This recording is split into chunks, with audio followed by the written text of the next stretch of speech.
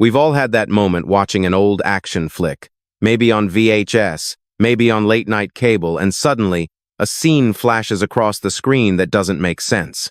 A brutal dream sequence, a cryptic line of dialogue, a character who appears out of nowhere and is never seen again. You rewind, trying to process it, but it's there. Or was. Because years later, on DVD or Blu-ray, it's gone.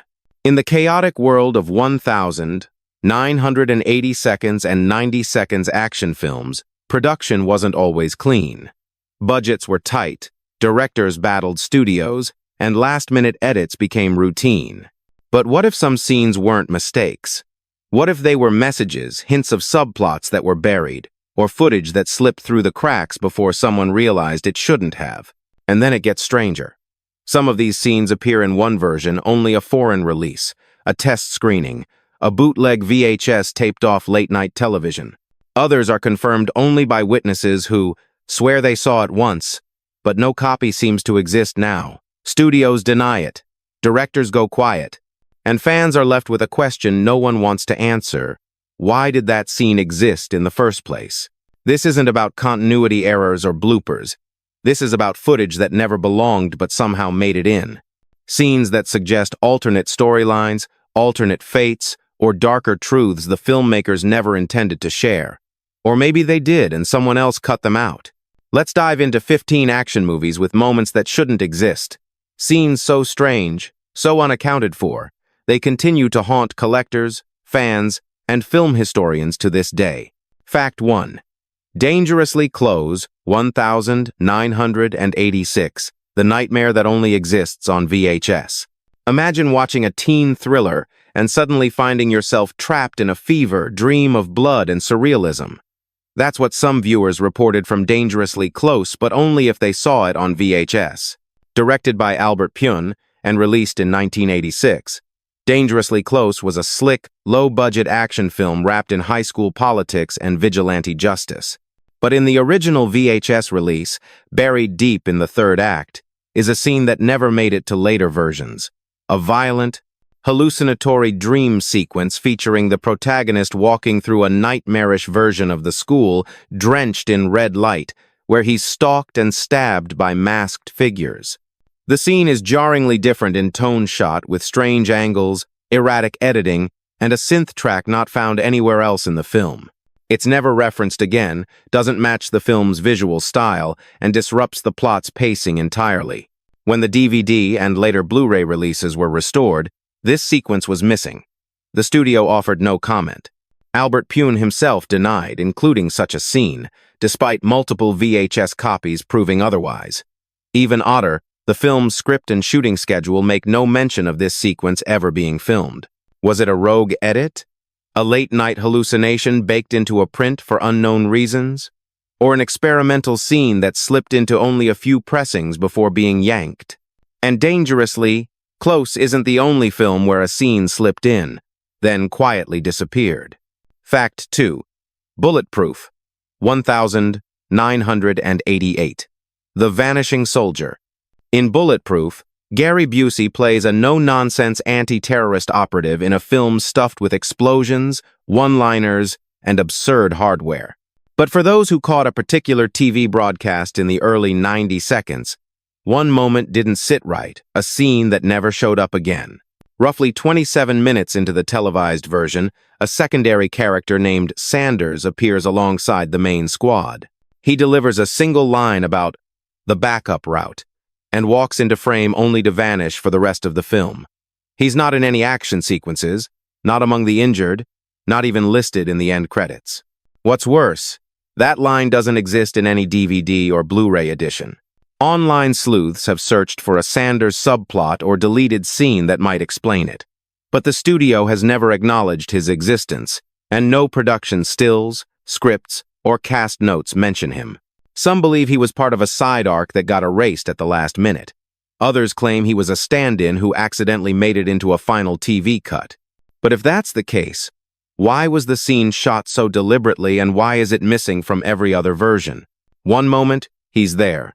The next, he's film history's ghost. And as strange as that is, Another scene lingers for all the wrong reasons because it was never supposed to be there to begin with. Fact 3.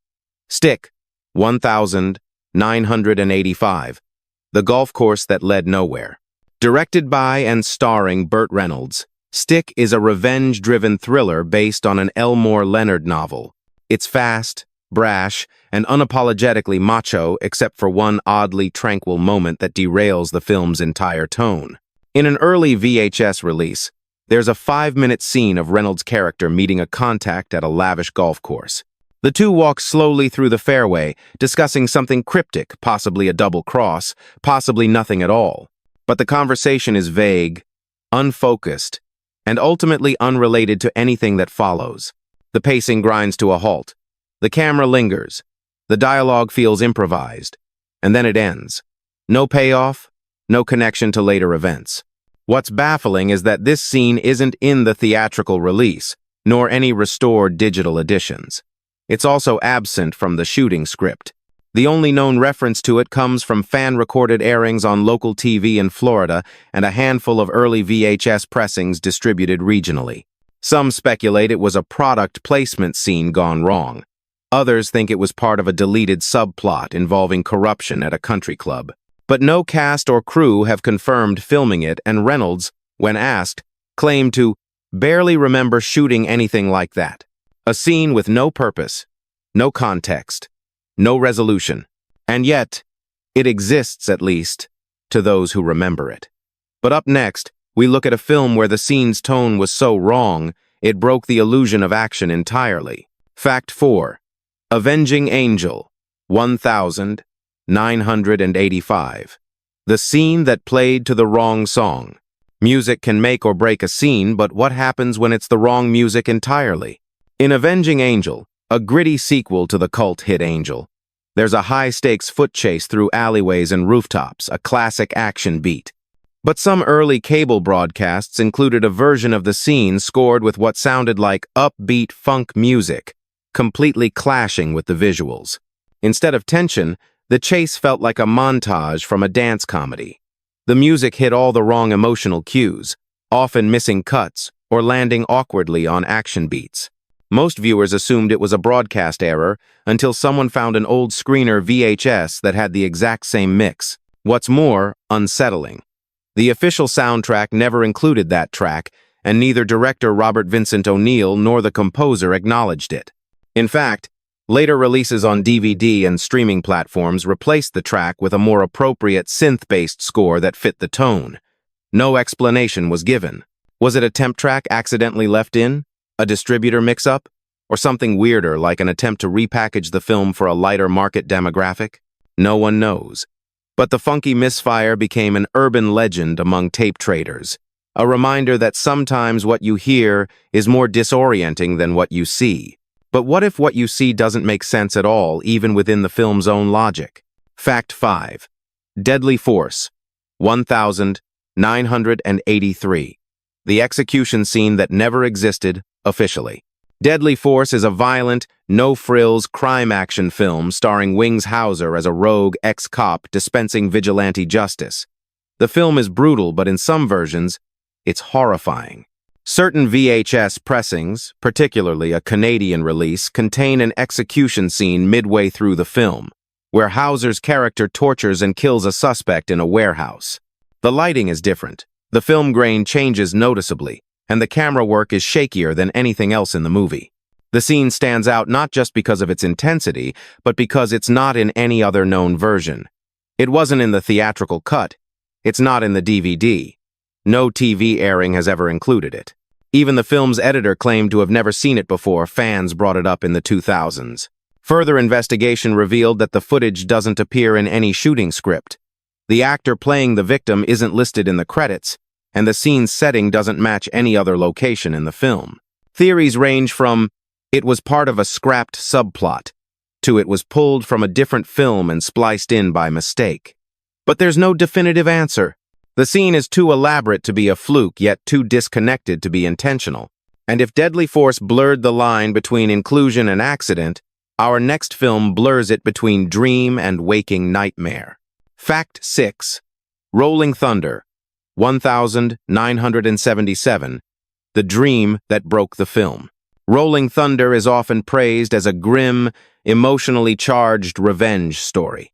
But early home video releases, particularly in Europe, included a single jarring scene that feels pulled from another movie entirely.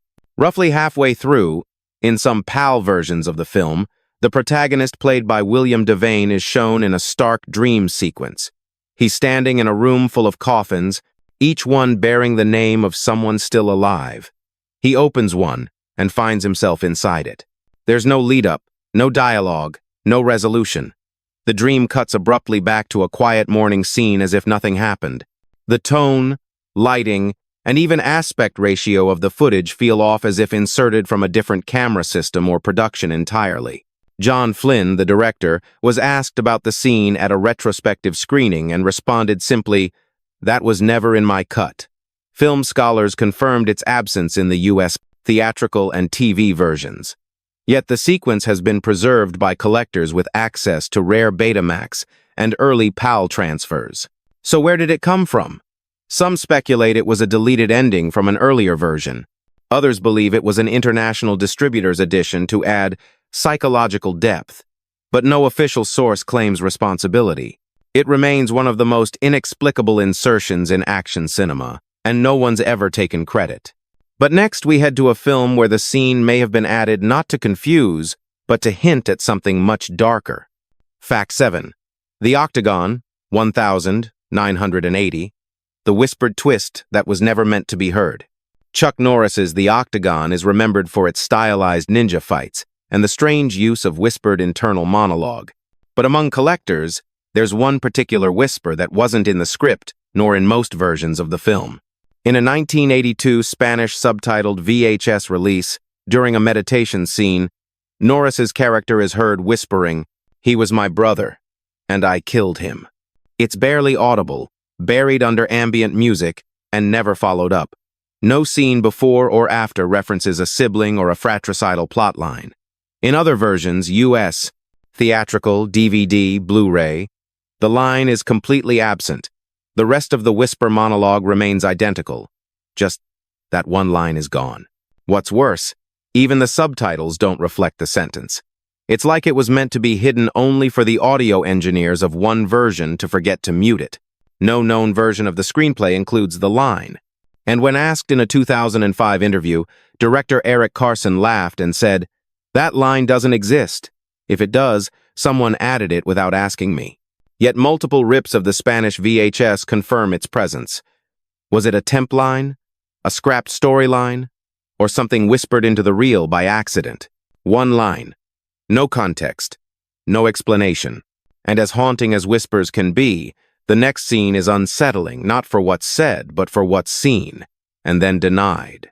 Fact 8. Eye of the Tiger, 1986. The crash that everyone pretends didn't happen. Eye of the Tiger, starring Gary Busey, is your typical 80 seconds vengeance tale, small-town man against a corrupt system. But one scene from an early syndicated TV airing has sparked debate for decades. A violent truck crash that seemingly never existed. In the questionable version, Busey's character is shown narrowly escaping an ambush, only to witness a semi-truck slam through a barricade and flip into a ditch complete with a fiery explosion. The effects are clumsy but dramatic. Yet, no other release of the film contains this moment. Even stranger, in later scenes, characters reference the crash, saying things like, "After what happened on Route 12, we can't take chances." But without the crash itself, those lines feel disjointed. So which came first, the footage or the dialogue? Production notes make no mention of a truck stunt. The film's editor denied such a sequence ever being cut. And in the official shooting script, that entire scene is absent. So how did it make it to air? Some believe the scene was lifted from another New World Pictures production and spliced into a syndicated cut to pad runtime or boost intensity. Others insist it was part of a work print that mistakenly went to a regional distributor. Today, only a handful of off-air VHS recordings contain the crash. It's not on DVD, not on Blu-ray, and not acknowledged by anyone involved. But if that crash was a copy-paste job, The next scene seems to come from a film no one remembers making at all. Fact 9. Black Moon Rising, 1986. The organization that doesn't exist. Black Moon Rising is already a strange hybrid part action, part techno-thriller, written by none other than John Carpenter. But in a rare Laserdisc version released in Japan, there's a quiet dialogue exchange that introduces an entirely different layer to the plot, then vanishes forever. In a corridor conversation between two minor characters, one mutters, "They're from Section 13. We shouldn't even be seeing them." The line implies a shadowy government faction far beyond anything the film explores. There's no follow-up, no explanation. The characters involved aren't important. But the reference suggests Black Moon Rising was once part of a larger, perhaps serialized story. In every other version, the scene plays identically except that line is gone. No insert shot, no audio blip. Cleanly removed. There are no script drafts available that mention Section 13. The director, Harley Kokolis, dismissed the idea outright in interviews, saying this was never designed as part of a bigger world.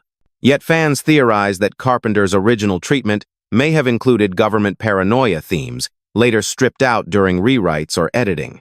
Some even claim the project was once connected to Escape from New York, an early concept in which the Black Moon car was part of the same universe. But nothing has ever been confirmed. The scene exists only in one version on a disc long out of print, referencing an organization that doesn't exist in any other canon. And next, we examine a film that doesn't hint at a hidden world, it tries to erase one. Fact 10. Extreme Prejudice, 1987. The memory erasure that was never addressed. In Extreme Prejudice, Walter Hill delivers a hard-edged tale of drug wars, betrayal, and covert government squads. But one scene from a test screening version adds an entirely different and far more disturbing element. A VHS workprint copy, leaked in the early 2000s, includes a brief but crucial moment. A Black Ops soldier, interrogated by Nick Nolte's character, suddenly convulses and mutters, "They wiped us. We don't even know what missions we've done." The line is delivered in a dazed, mechanical tone, suggesting memory erasure or psychological conditioning, concepts never explored in the final film. Immediately after, the scene cuts to a wide shot of the desert and resumes as normal.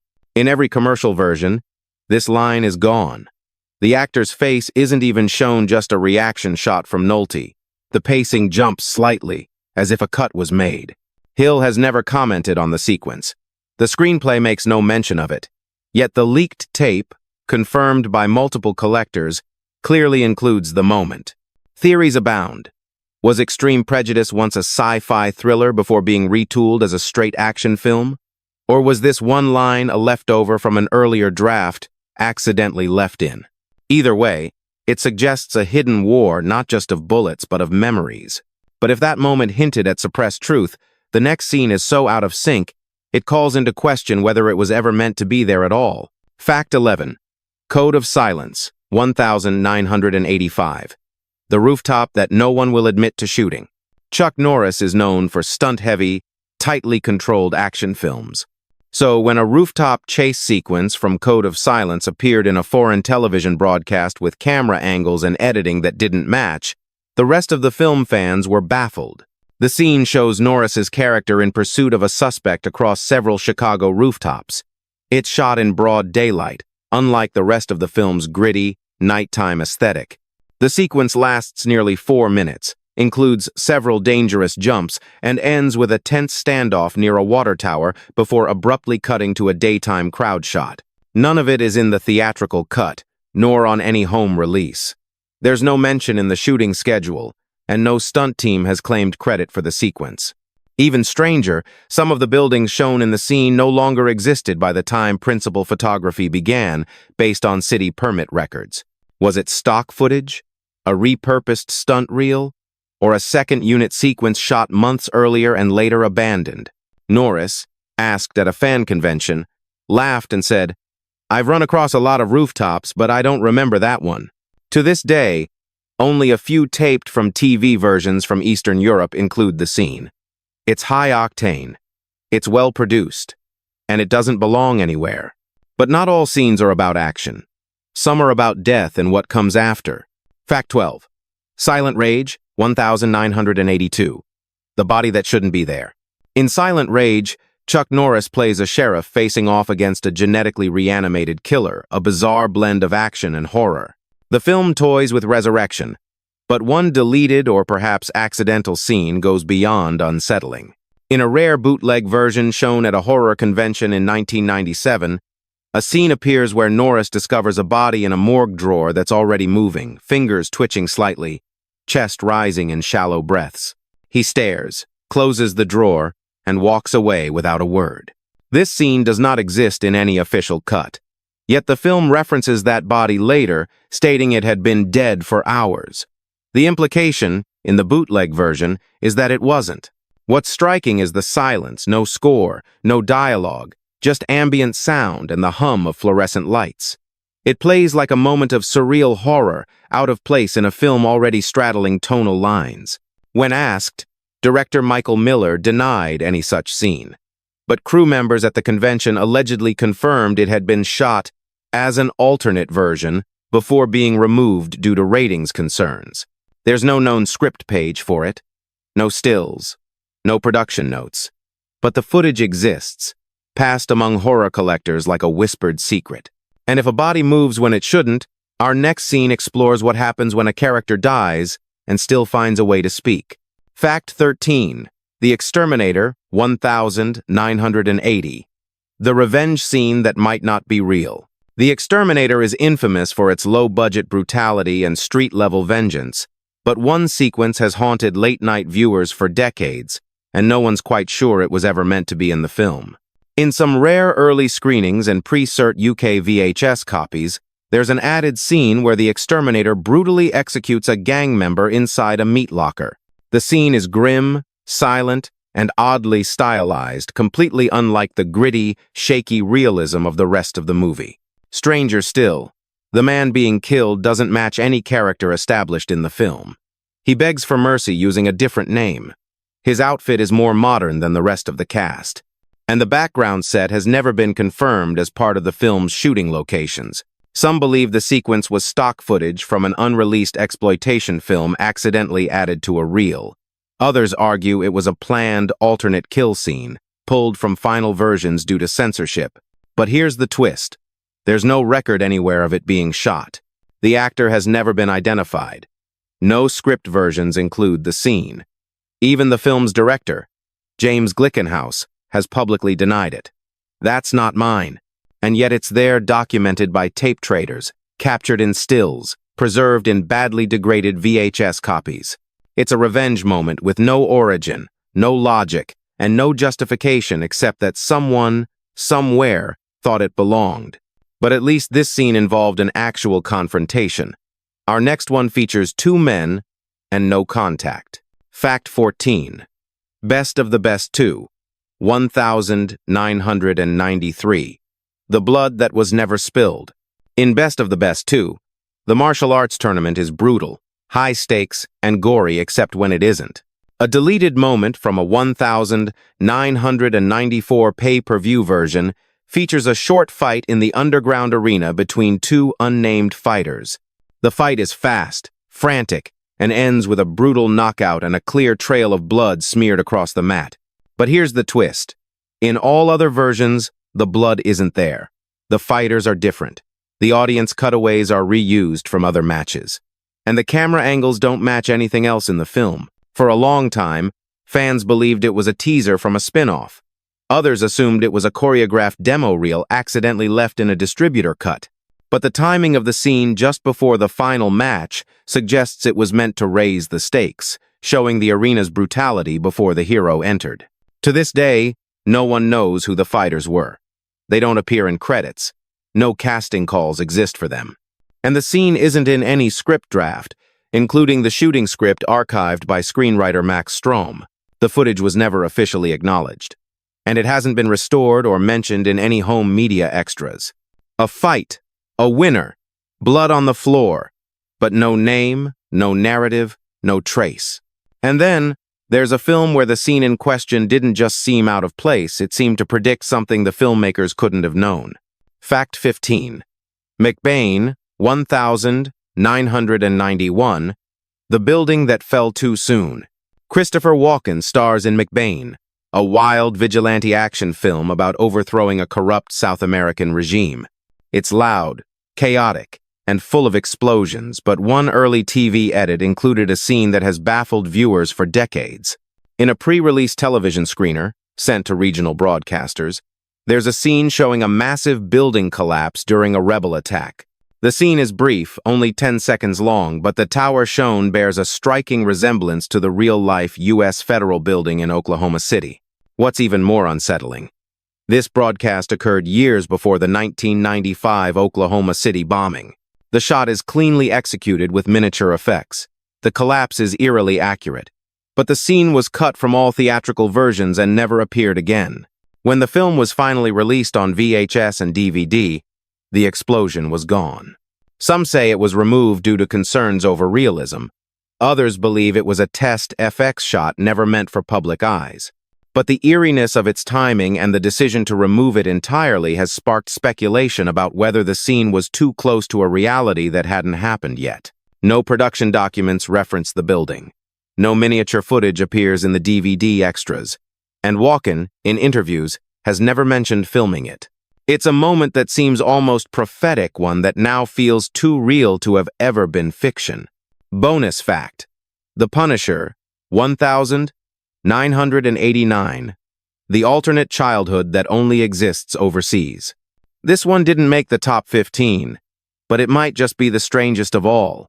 In The Punisher, 1989, Dolph Lundgren plays Frank Castle, a man shattered by the murder of his family, turned relentless vigilante.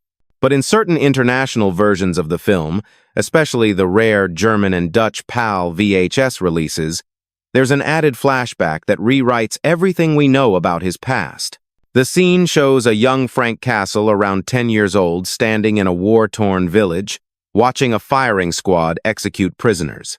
The footage is grainy, filmed with a sepia filter, and contains no dialogue. It's overlaid with a child's voice whispering, "You learn to survive by forgetting." Nothing in the main plot references this moment. It contradicts the film's stated backstory where Castle was a cop with a family killed by the mob, and instead implies a trauma rooted in military violence or wartime displacement. When fans questioned the inclusion, New World Pictures offered no explanation. Director Mark Goldblatt has repeatedly denied shooting the flashback. Even the film's screenwriter called it completely unfamiliar. Some believe it was borrowed from a European short film or repurposed from unrelated footage to fill runtime. Others think it was a conceptual experiment to deepen Castle's psychology for a specific market, then pulled when it created more questions than answers. But in a story already about ghosts, this flashback feels like one of its own, an echo from a life Frank Castle never lived, yet one someone wanted us to see, just once. So, what makes a scene real in cinema?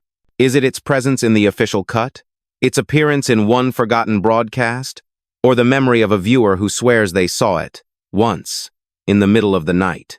Which of these scenes do you think was a mistake? An accident of editing, forgotten footage that slipped through, and which ones feel like something someone didn't want you to see? Tell us in the comments. Have you ever seen a scene in a movie that no one else remembers?